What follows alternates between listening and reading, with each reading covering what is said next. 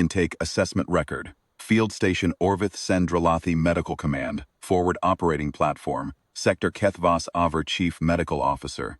Val Sorvin, 3rd Grade Examiner. Drelathi Fleet Medicine Subject Designation. Human Terran, Female, Combat Classification Unknown Case File. Orvs 771 Sphere H. Rect Initiated. Cycle 44. Standard Rotation. Day 9 of Field Deployment. I am going to write this the way I would write any other intake cord, because that is the only way I know how to do it.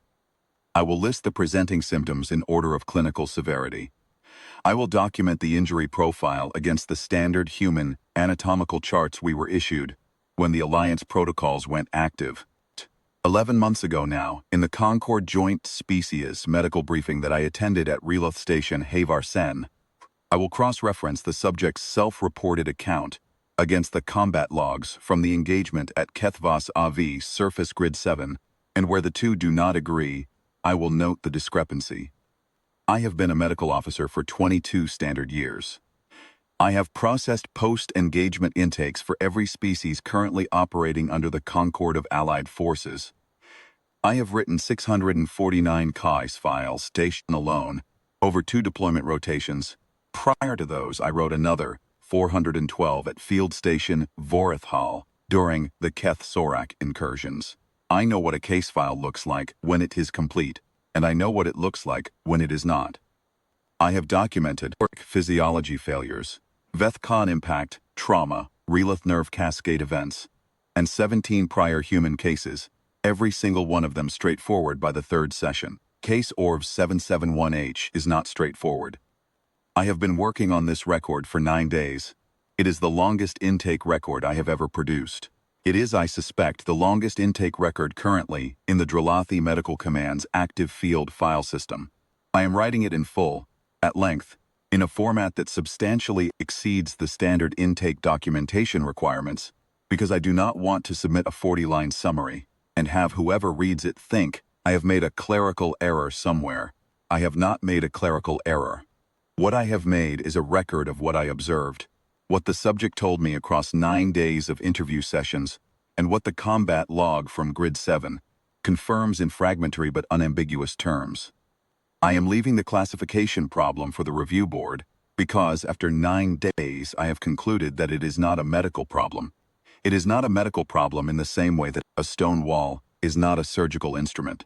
It exists in a different category, and no amount of clinical framework applied with increased pressure will change its nature. I can describe it. I can document what I observed. I can cross-reference the physical data against the behavioral record and confirm that the two are consistent with each other and inconsistent with every operational decision matrix in the Drelathi medical and military literature. What I cannot do is tell the review board what to do with what I found. I believe it is something. I do not have a word for what it is. I looked for the word for 9 days. I will tell you what I found instead. Let me begin with what was in the bed. The subject arrived at Field Station Orvith Sen on Cycle 44, Day 1, aboard a Drelathi extraction shuttle operating under the Concord Emergency Recovery Protocol. She was ambulatory on arrival.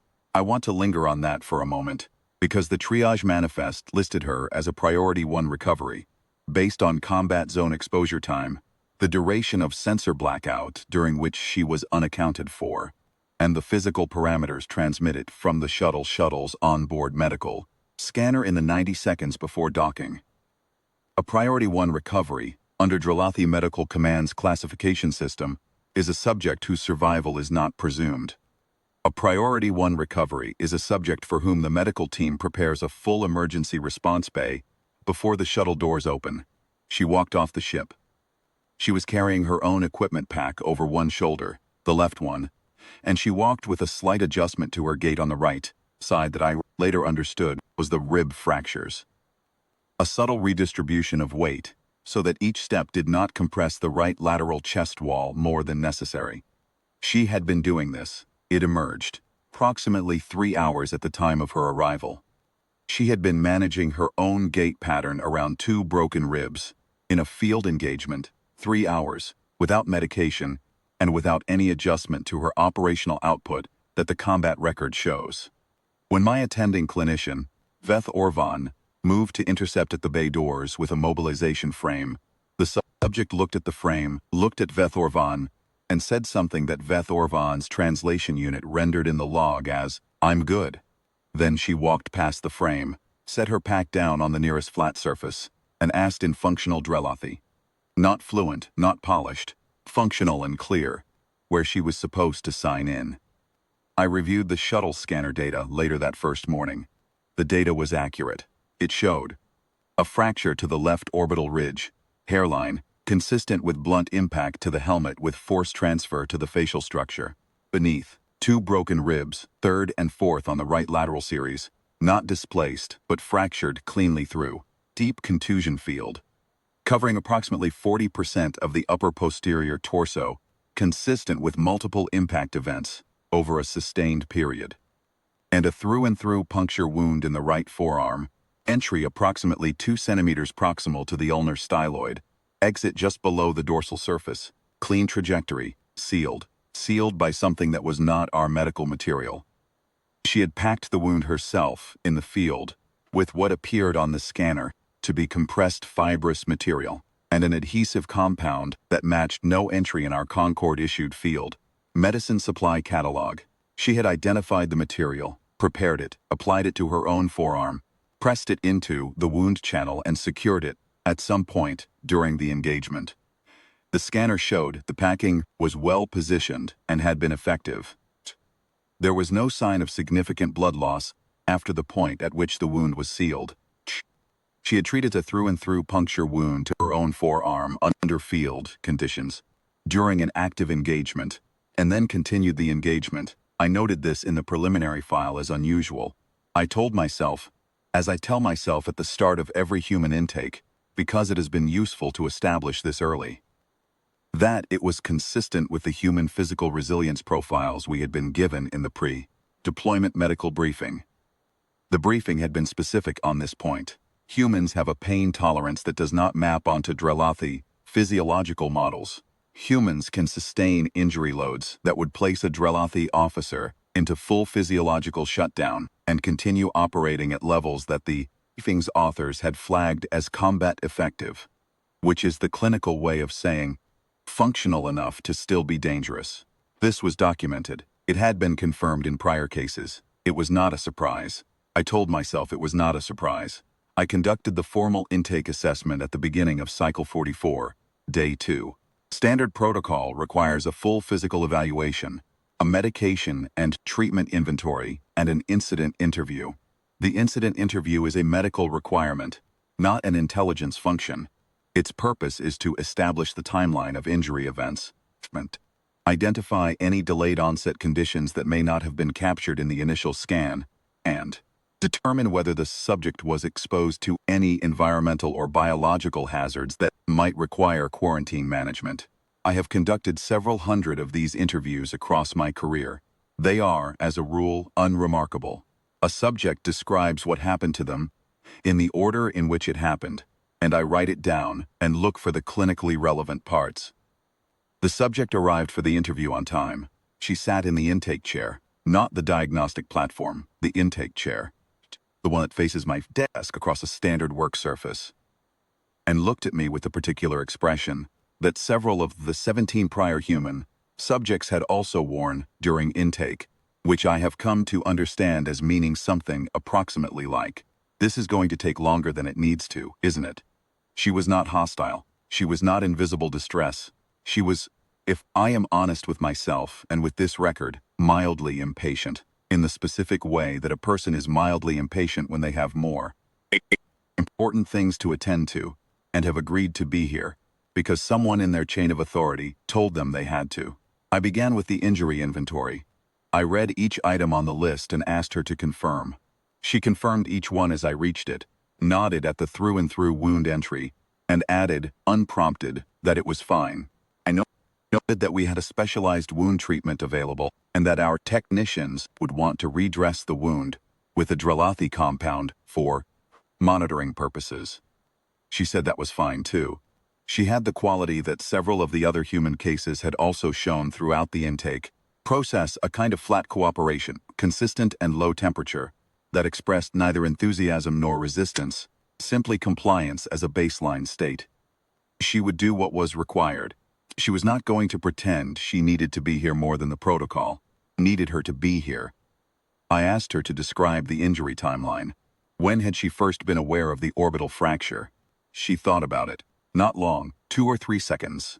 The brief internal consultation of someone locating a specific moment in a sequence of many moments. She said, end of the second hour. Something came off the wall, I think, a fragment. Hit the helmet held.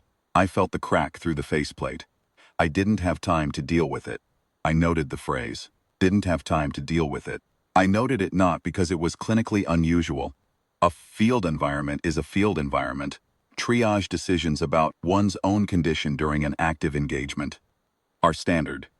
But because of the particular calm with which she said it, an orbital fracture, a hairline fracture to the bony structure around the eye socket, which would have produced, at minimum, a significant pressure headache and visual disturbance in any species whose orbital anatomy was remotely similar to a Drelathi's. I asked what she had done about it. She said, nothing at the time.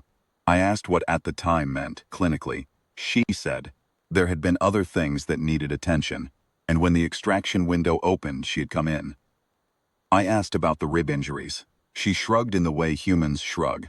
A small, even lift of both shoulders that carries no particular emotional charge in isolation, though I have learned to read it in context, and said she wasn't sure exactly when those had happened. Somewhere in the first hour, she had been aware of them as a discomfort. She had adjusted her movement accordingly. The gait adjustment I had noted on her arrival, and continued. I want to note, for the record, that a Drelathi officer with 2 broken ribs would be in pain that triggers involuntary physiological response, elevated heart rate, compromised respiratory mechanics, cognitive bandwidth reduction as the nervous system directs resources toward managing the pain signal. The SORIC officers I have treated with comparable lateral rib injuries in this deployment have required sedation for transport, not as a caution but as a necessity, because the pain load without sedation produces a physiological spiral that becomes its own clinical problem. I am not characterizing this as a failure in SORIC physiology. It is simply what broken bones do to a nervous system that was built, for a very long time, to treat that signal as priority. Pain of that magnitude is a priority signal. A functional nervous system responds to priority signals. The human system appears to have a different priority hierarchy. I noted the discrepancy in the file as a datum, not yet as a finding. I have always tried to be careful about the distinction between those two things. A datum is a data point. A finding requires a frame. Then I got to the part of the intake that I had expected to take 3 or 4 minutes, and that instead took the rest of that day and the following day, and most of the day after that, and has occupied some part of every day since. I asked her to describe the last 2 hours of the engagement at Grid 7 before the extraction window. She looked at me for a moment with that low-temperature expression. Then she said, "You have the combat record." I said yes, I had the combat record. I told her that the incident interview required self-reported timeline verification, that 2 sources of the same timeline were more reliable than one, and that subjects often recalled details that the sensor record missed. This was true, and it was also incomplete, because there were specific things in the combat record that I needed her to explain to me in her own words, and I had not yet decided how to ask about them. She accepted the explanation. She settled back slightly in the intake chair, not relaxing, exactly, recognizing that this was going to take a while, and adjusting her posture to reflect that, and started talking. I need to document the combat record before I describe what she told me, because the two need to be understood together. Field Station Orvithsen operates in forward medical support of the Concorde Ground Forces element, deployed at Surface Grid 7, Kethvasa 4.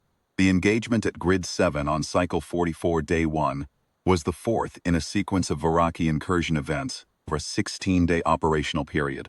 I am not a tactical officer, and I will not attempt a tactical analysis. What I can say, from the medical intake record, and from the Concorde tactical summary that was shared with my station commander as a matter of force health protection, is this.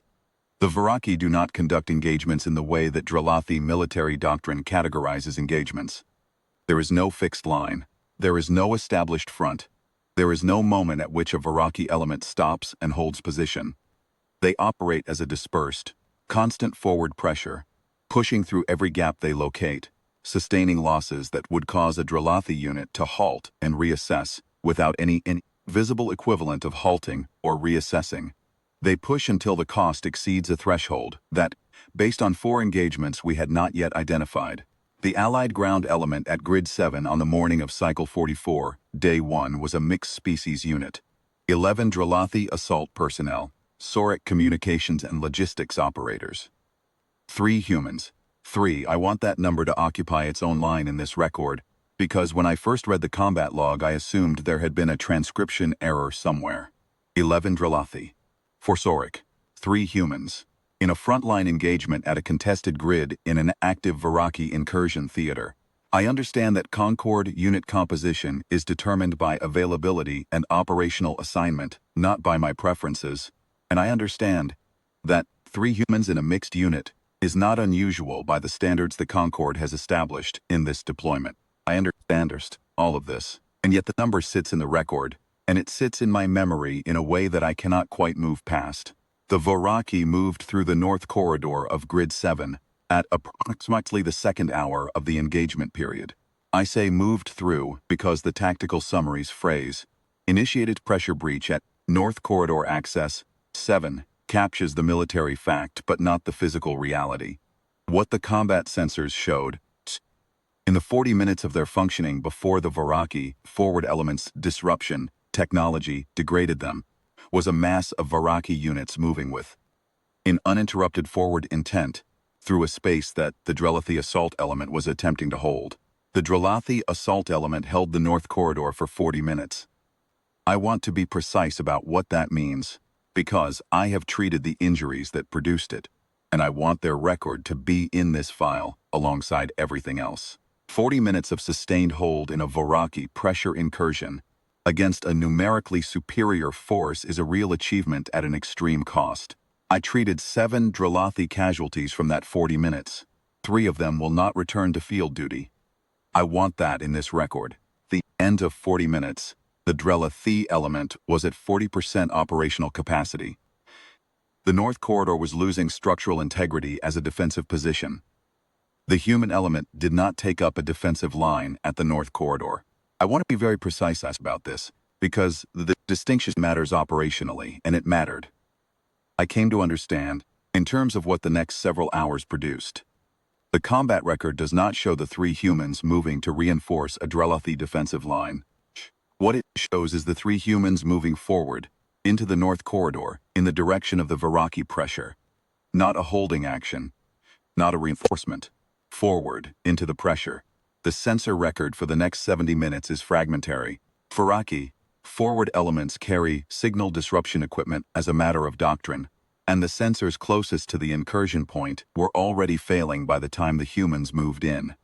What the record shows, in the gaps between blackout periods, is human signature movement, forward through the corridor, periods of stillness lasting between 4 and 11 minutes, more movement. At one point, at approximately 1 hour and 40 minutes from engagement and start, the sensor log describes what it categorizes as a significant thermal event, not Drelathi ordnance, not Soric equipment signature, not anything in the sensor catalog's reference library, something improvised from something that was already in the corridor. After that thermal event, the Viraki forward movement at the North Corridor stopped, not slowed, not reduced, stopped. 30 minutes after the thermal event, there was no Viraki forward element at the North Corridor. The Grid 7 sensor network, as it came back online sector by sector over the following 2 hours, showed no Viraki presence in or adjacent to the North Corridor of Grid 7. And then, at approximately 211 minutes from engagement start, very close to the edge of the extraction window that she had opened, at 109 minutes, the combat sensor picked up 1 human signature moving south through the North Corridor. 1, walking steadily, at the edge of the extraction window. The other 2 did not walk back. She told me, in the Day 2 interview, that the unit had moved into the North Corridor with a plan. She was careful about that word, plan. Not in the sense of a formal tactical plan, but in the sense of a working theory about what was available in the corridor and what could be done with it. She described Orvith. She used his name without introduction, and I did not stop her, as the one who had identified the environmental feature that became the basis of the improvised thermal event. She said he had a quality for reading a space very quickly, seeing what was there before you needed it to be there. She said this in passing, moving on to the next part of the account, and I noted it and came back to it later. The first 70 minutes in the corridor, from entry to the thermal event, she described in terms I will not reproduce in full here, because they exceed the scope of a medical intake, and because, frankly, I am not sure I have the technical vocabulary to render them accurately. What I can say is that her account matched the sensor record wherever the sensor record existed, and that the thermal event was exactly what I had inferred from the sensor data, an improvised device, using materials she had in her kit, and a structural feature of the North Corridor that she and Orvith had identified during their movement through. She described building it with the flat tone she used for everything. The orbital fracture, the rib adjustment, the wound packing. It was a problem. Corridor had certain properties. She and Orvith had applied one to the other, and the pressure from the Varaki end stopped. She said, "Push broke, that was the objective." I noted that. The push broke, that was the objective. Not, we won. Not, we held. The push broke. The objective was met. Her framing had the quality of a completed task rather than a victory, which is a distinction I have been thinking about since she said it. Then she said, Orvith was hit at the end of the push. Positioning was required for the device. She stopped for the first time. It was a brief stop, a second or two, and when she continued, her voice had not changed in register but had changed in something else, something I can only describe as weight. He didn't make it through. I asked the standard intake question, I said. At that point, were you aware of the extraction window parameters? She said yes. I asked what the window parameters were. She said 62 minutes from transmission. The shuttle would hold on station for 62 minutes. I asked whether she had transmitted at that point. She said, no, not at that point. I looked at the sensor log. The timestamp for her extraction transmission was at 109 minutes from engagement start. The shuttle arrived and held. She transmitted at 109 minutes, and the window ran for 62 minutes. The shuttle was on station until 211 minutes from engagement start. She walked out at close to the edge of that window, between the thermal event. Approximately 1 hour and 40 minutes, and her transmission at 109 minutes. There was approximately a 29-minute gap. 29 minutes between the Varaki push stopping, Orvith confirmed dead, the objective met, and the extraction call being placed. I noted the gap. I asked, after the engagement objective was met and after confirming that Orvith, I hesitated, over the word and chose, had not survived. What were you doing in the corridor during that time? She looked at me, she said, Sala. I said, sorry, she said. Sasa was still in there. I want to be exact about what Sala was still in there meant, Teet. And I want the person who reads this record to understand why I stopped the interview at that point, why I sent Isavelteth to get Veth Orvan, and why I asked both of them to sit in the room before I continued. I wanted witnesses. Not because I thought the subject was going to say anything unreliable. Everything she had told me up to that point had been confirmed by the censor, wherever the censor record existed. I wanted witnesses because I understood, in the moment after she said his name, that part of the account was going to be. And I did not want to be the only person in this station who had heard it. Sala, the third human in the North Corridor, had been severely injured during the early phase of the engagement, before the thermal event, before the push was stopped. The last clean thermal signature the combat sensor registered for Sala's position was at approximately 1 hour and 20 minutes from engagement start, at a point approximately 30 meters inside the North Corridor from the entry position. After that timestamp, the sensor showed nothing from that location. Not a reduced signature, not an intermittent reading, nothing. 1 hour and 20 minutes.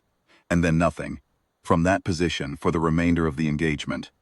89 minutes of censor. Silence from Salah's last recorded position. Asked the subject with Veth Orvan and Isabel Teth present what she had found when she reached Salah. She said, "He was gone. He'd been gone for a while by the time I got to him." I asked her to be specific about what she meant by gone. I used the clinical framing. I asked her to describe, to the best of her assessment, the physiological state of the subject at the time of contact, understanding that she was not a medical professional, and that a formal determination was not required for this record. What I needed was her observation, she told me. I am not reproducing the specific details in this record because they are not clinically relevant intake assessment of the survivor. What is relevant is what those details indicated, and what she knew they indicated at the time. What she described was not a recoverable state, not a delayed injury event, not a condition for which Drelathi or human medical intervention could have altered the outcome. She had assessed this herself in the corridor, out instruments. She used the word obvious. She said it had been obvious for some time before she arrived at his position, that the timeline of the censor dropout and what she found when she reached him were consistent with each other. He had been gone for some time before she reached him. She knew this. She had known, from the censor dropout, that it was very likely before she moved toward his position. She had moved anyway. I asked her what she had done when she reached him. She said, "I brought him back. 109 minutes after entering the North Corridor. 29 minutes after the push broke, and Orvith was confirmed dead. Some portion of those 29 minutes spent moving to Salah's position, some portion spent at that position, and then, at 109 minutes, she transmitted for the extraction shuttle and began moving south, through the corridor, toward the extraction point, carrying Salah. The shuttle held for 62 minutes. She walked out with 11 minutes to spare. I looked at her across the intake desk for several seconds, without saying anything. I am aware that this is not standard practice in a medical interview. I am documenting it because it is what happened, and because I think the person reading this record deserves to understand that there was a moment in this process where the interview structure I had relied on for 22 years simply was not adequate to what I had just been told. I did not know what to ask next, not because I lacked questions. I had many questions, but because I could not find the clinical frame into which any of them fit. I asked, "Why did you go back for him, knowing he was already gone?" She looked at me. She said, "Because he was one of ours. I want to try to document, with the precision this record requires." Why that answer needed 9 days and still feels incomplete. Drelathi medical and operational doctrine on the handling of confirmed non-viable personnel in an active engagement theater is clear and is based on an unambiguous priority hierarchy. Confirmed non-viable means the resources that would have been directed toward that personnel, time, physical effort, extraction capacity, operational risk, are redirected toward viable personnel and toward mission continuation. This is not a policy of indifference. It is a policy of rationality. A medical officer does not spend extraction window time on confirmed non-viable recovery when that time and that window are finite. A commanding officer does not extend field exposure for the recovery of a body when that extension increases risk to surviving personnel. The calculation is, confirmed dead stays where it is. You report the loss, you go home. You file the notification. This is not unique to Drelathi doctrine. It is, as far as I have been able to verify in the Concord Medical Exchange database, universal. The Zurich Operational Handbook contains a version of this principle. The Drelathi Concord Charter has a formal clause on it. The Veth Con Field Protocol has a section I could cite by number. Every allied species that I have treated in this deployment, without exception, operates on this calculation. The reason is that the calculation is correct in the mathematical sense.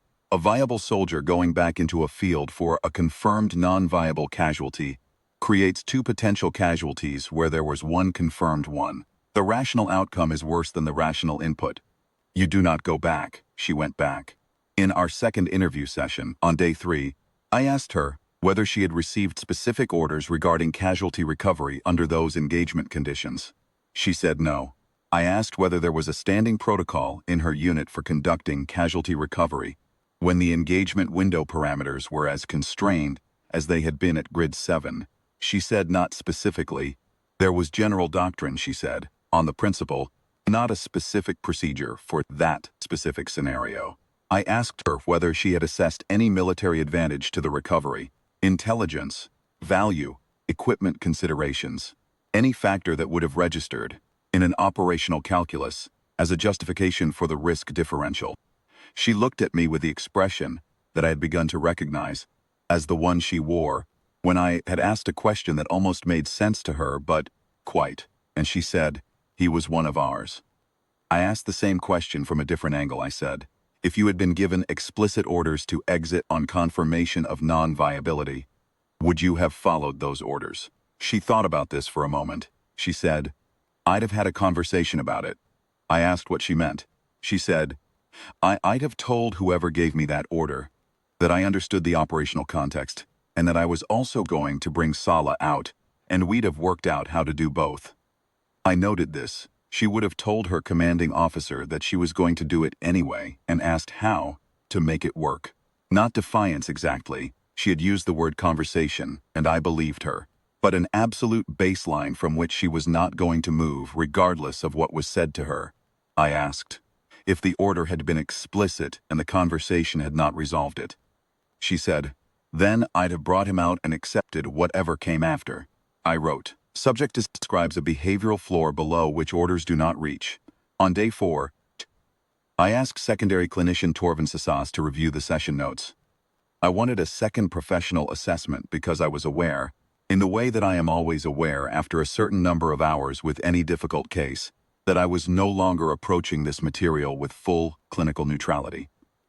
A case gets inside you if you let it. You start filling in gaps with your own conclusions before the data supports them.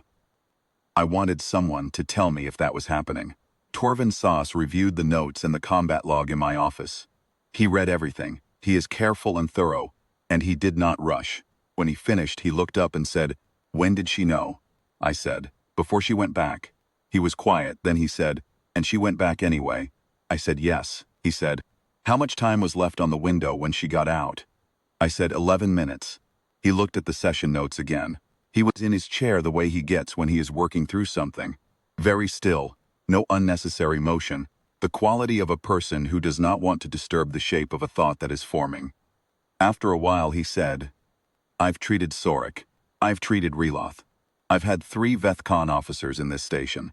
I've never treated a species that went back, not after confirmation, for a body not like this," I said. "I know," he said, "she's not irrational. That's the part I keep getting stuck on." He turned the session notes over in his hands. "There's no cognitive dysfunction, no physiological state that would explain it as an impaired choice. She knew where she was. She knew what the window was. She knew what she'd find, and she went. With a broken orbital ridge, 2 broken ribs, a sealed forearm wound, and a 4-hour engagement behind her," I said. "Correct," he said. "Her reason," I said. "He was one of ours." He sat with that. After a long moment he said, "Kethel, what do we do when one of ours doesn't come back?" I said, "We file the casualty report. We send the notification. We carry the mission forward," he said. "And if one of our people had died in that corridor, and there was a window and there was time, and someone could have..." He stopped. He started again. "We wouldn't," I said. "No, we wouldn't," he said. "Not because we didn't. Not because we..." He stopped again. He seemed to be trying to find the right word for something, and not finding it. Eventually, he said, "Is it that we don't feel it the same way? Is it that we feel it and we override it? Because there's a difference, Kethal. If we feel it and we override it, then she's not doing something we don't understand. She's doing something we decided not to do. And those aren't the same thing." I have thought about that question every day since Torvin Sas asked it. I have not resolved it. I am not sure it can be resolved in a medical record. I am putting it here because it belongs here, and because whoever reviews this file deserves to know that the question was asked. On day 5, ask the subject to help me understand the decision process from the inside. I told her I was not questioning the act. This was true, and I think she understood it was true. But that I needed to document it accurately for the medical record, and that in order to document it accurately, I needed to understand the cognitive state in which it had occurred. Specifically, was This a decision in the sense that behavioral science uses that word. A processed assessment of available options, a weighed selection of one outcome over another. Or was it something else? She thought about this. She seemed to find the question genuinely interesting, which I had learned to take as a sign that I was asking something closer to the actual question. She said, "I'm not sure." There was a moment where I waited. When I confirmed that Orvith, she paused. When I knew Orvith was gone, turned, started moving towards Sala's last position. I don't have a record of a decision point in there. It's more like, she thought, it's more like the way your heart beats. You're not deciding to do it each time. The architecture just does it. I noted that. The architecture just does it, I asked. But you were aware of the window, she said. Yes, I said. You knew the risk differential, she said. Yes. I knew I had time, I said. What if you hadn't had time, she said. Then I'd have used what time there was, I said. And if there had been no window at all? If extraction were not possible? She looked at me for a moment, she said. Then I'd have stayed with him. I wrote that Drenshapurd and stayed with it for a long time before I wrote the next line. I asked, what does staying with him accomplish? In that scenario, she said, he wouldn't be alone. I want to document the full weight of that answer because I think it is easy to read it quickly and not quite feel what it means. I read it quickly the first dozen times I went back to this section of the record. What she said was not, staying with him would have achieved operational objective X. Not, it would have transmitted information that was useful to the recovery effort. Not, it was the most efficient use of remaining time, she said. He wouldn't be alone. The value was his not being alone. In a collapsed sensor corridor of a contested grid, with no extraction possible, and an active engagement zone outside the corridor, the value she was optimizing for was the state of a dead man's aloneness. I tried to explain this to Torvin Sass on day 5, and I could not find the words for it in Drelathi. Because the concept requires a particular relationship to the dead. A relationship in which the dead are still, in some sense that I cannot clinically define, present. They are somewhere. They can be with someone or without someone. That state matters, to her, to humans apparently, broadly. I asked her whether all humans felt this, or whether it was particular to her. She said she thought it was broad, she said. Most people I've known, military or not, you don't leave the dead alone if you can help it. You sit with them. You come back to the place. You keep the record, she paused. You do what you can, I said. Is there a medical or psychological rationale for this practice? She looked at me with the expression that I now understood as the one she used when I was asking the right question in the wrong frame. She said, does it need one? I said, I'm trying to understand it in terms I can document, she said. I know. The reason might just be, that's what they deserve. And we know what people deserve. Even after, I wrote it down. Even after what? I did not ask, because I understood what she meant, and because I am not sure I was ready for a longer answer. On day 6, I asked her what the words for it were in her language, the specific words in English, for what she had done, and for why. She thought about the first one, what she had done. She said there was a phrase in military usage. She told me it in English first, and then gave me the Drelathi rendering she had worked out for herself. The full unit comes home. She said it was not quite right, but it was close. She said the phrase in its original English was, leave no man behind. I asked her to explain what that meant. Exactly. Because I could read it literally, and I wanted to know if there was something beneath the literal. She said, it means what it says. You don't leave.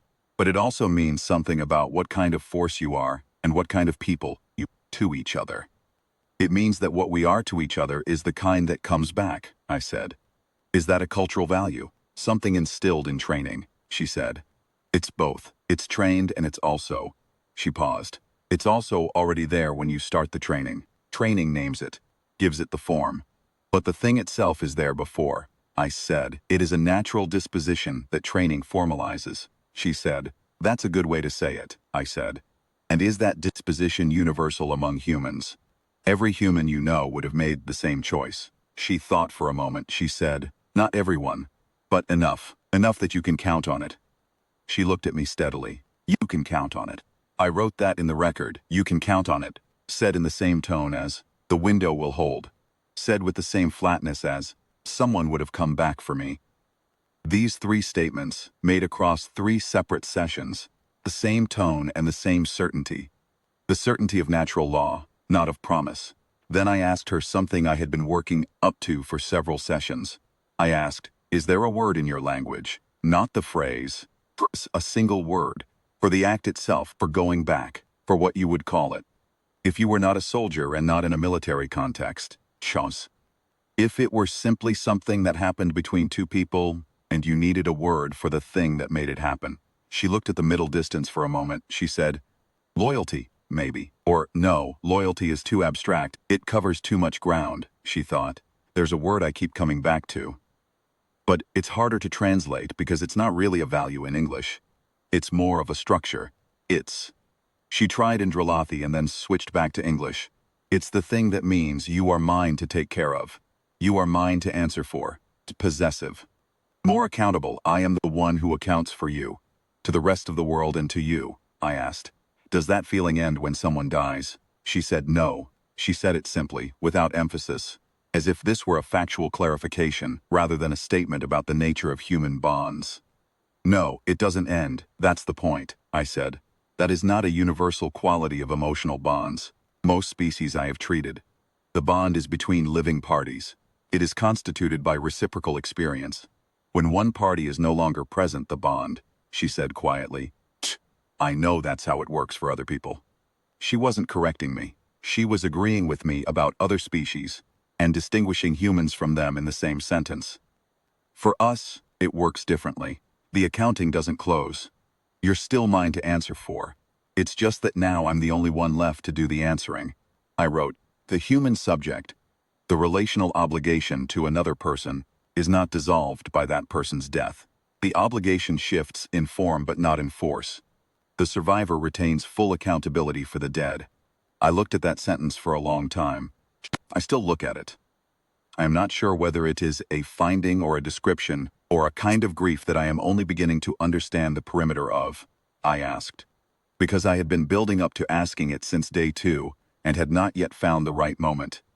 "If you had not made the extraction window, if the window had closed before you got out," she said, "someone would have come back." I said, "You're certain of that?" She said, "Yes," I said. "How can you be certain?" she said. "Because that's what we do. Because there would be another human on that shuttle, or another human at that station, would already be looking at the sensor log and counting the time and asking who was going back in." She paused. "You can count on it," she said again. "That's the point." On day 7 I asked about Orvith. I had been working up to this, across the prior sessions, and had not asked directly because it was the most delicate part of the record, and I had wanted to approach it correctly. She was quiet for a moment when I said his name. A different quiet than usual Javier, more concentrated, distressed in the clinical sense. Bearing weight, she said eventually, Orvith was good. I asked what she meant. She said, "At everything.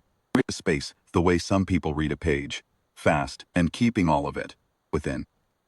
The first hour in that corridor, he knew things about the structural layout that I'd missed. He'd look at a surface and tell you what was behind it. She stopped, she said. "He made everything faster," I said. "You've described him in the present tense more than one sense." She looked at me. She said, "I know." She didn't follow that with anything. She just held it there, and I held it with her, and neither of us filled the silence. I said, "After the push stopped, and you had confirmed he was gone, you continued in the corridor for some time before calling for extraction. What were you thinking in that time?" She said, "I was thinking about getting Sala. I wasn't." She stopped. "I was focused on what needed doing. That's all you can be in there. You can only be focused on what needs doing, the rest of it." She looked at the wall behind me. "The rest of it is for after." I said, "And after? Has after happened yet?" She was quiet for a moment. She said, "It's starting that. It's starting to." Day 7 of the intake record, engagement 4 days behind her, and whatever came after the corridor was starting, not finished, not processed, not moved past. Beginning. I asked her, "What would Orvith have said if he had known you stayed in there for him?" She looked at me with the flat expression and something behind it that I have come to think of as the specifically human expression of holding more, one true thing at the same time. She said, "He'd have been furious," he'd have said. She almost smiled. Not quite, but almost.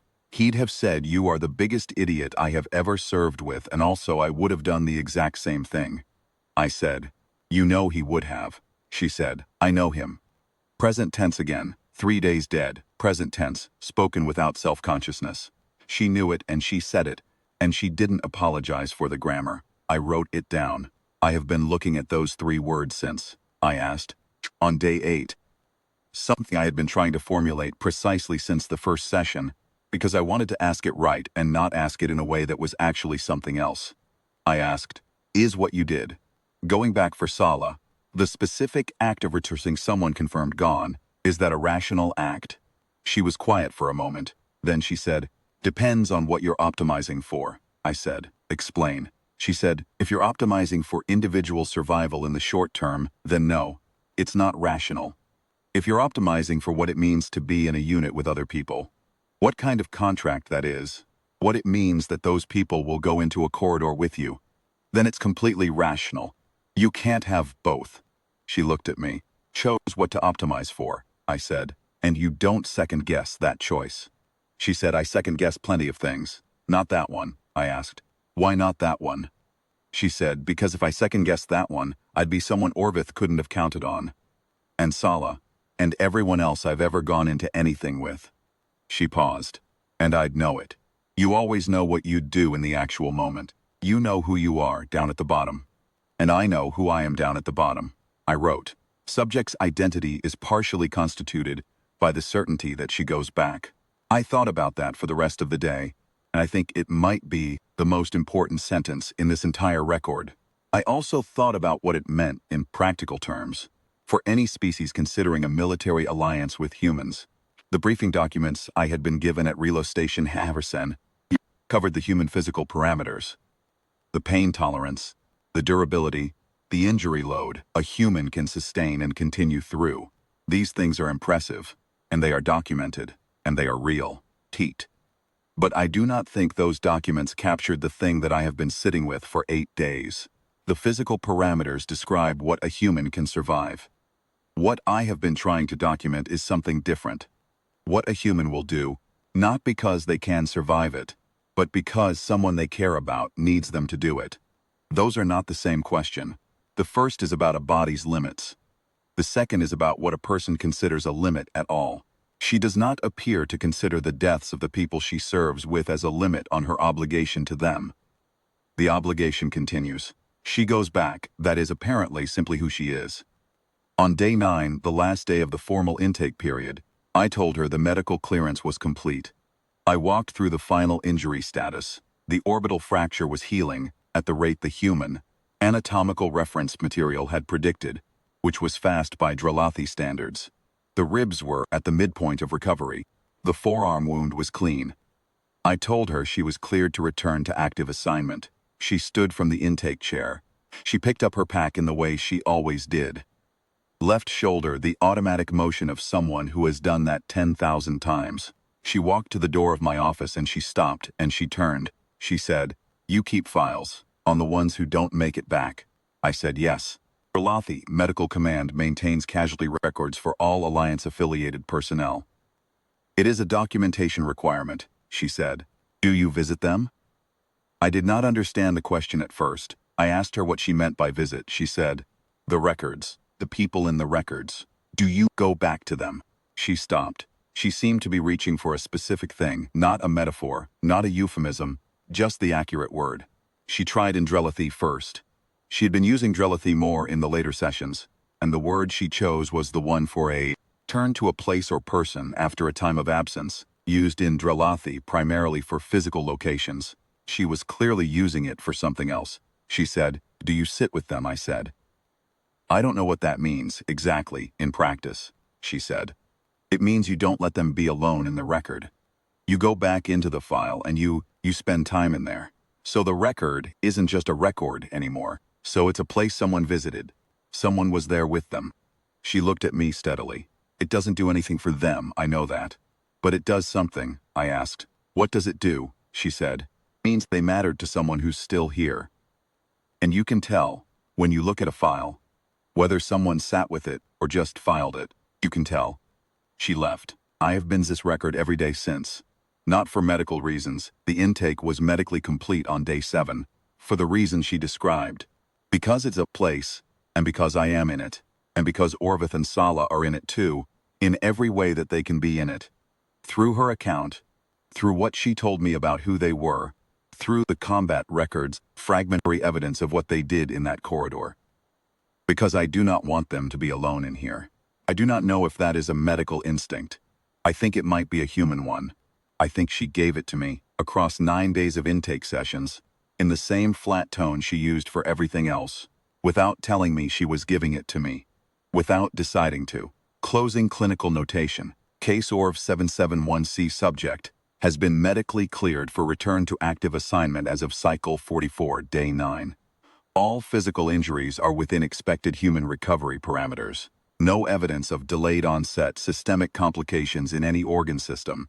No current indications for psychological intervention under the Drelathi Human Joint Medical Protocol. So, I note for the record that I believe this represents a deficiency in the protocols, not evidence that no support is warranted, and that I am forwarding a separate recommendation to the Protocol Review Committee on this specific point. Protocols were written for the clinical presentation we expected. This is not always the clinical presentation we receive. Physical status, cleared. Cognitive function within documented human operational parameters. Behavioral profile within documented human operational parameters. I have been looking at that last line for a long time. Within documented human operational parameters. I am leaving it because I believe it is accurate, and because I have come to think that this is the most important sentence in the entire file. Not because it is the most complex, because it is the most simple. She went back. She went back with 11 minutes to spare, 2 broken ribs, and a sealed forearm wound and an orbital fracture she had not had time to deal with, carrying Sala. After 4 hours in a corridor that had stopped a Varaki pressure incursion. She did it because he was one of hers, and she was not leaving him in the corridor. She told me this was the bottom line. The thing underneath everything. The thing that was not negotiable. She told me someone would have come back for her if she hadn't made it out, and she said it with the certainty of someone describing the behavior of gravity or the speed of light. This is apparently normal human behavior, within documented human operational parameters. I do not have a diagnostic category for it. I do not have a word for it in Drelathi. The closest translation in the Drelathi lexicon for leave no man behind is a logistics term meaning full unit accounting upon departure, which is not wrong as far as it goes, and which does not go anywhere near far enough. Torvin Sauce asked me, on day 4, whether we feel it and override it, or whether we don't feel it. I have not been able to answer him. I think the honest answer might be that I did not know the question existed until I spent 9 days with someone for whom it had never occurred to. Ask it. You go back. Of course you go back. Why would you not go back? I think I would like to be someone who had never needed to ask why. Case ORV 771H status, closed. Administrative retention recommended CMO Cal Sorvin, Field Station Orvith Sen Cycle 44, day 9.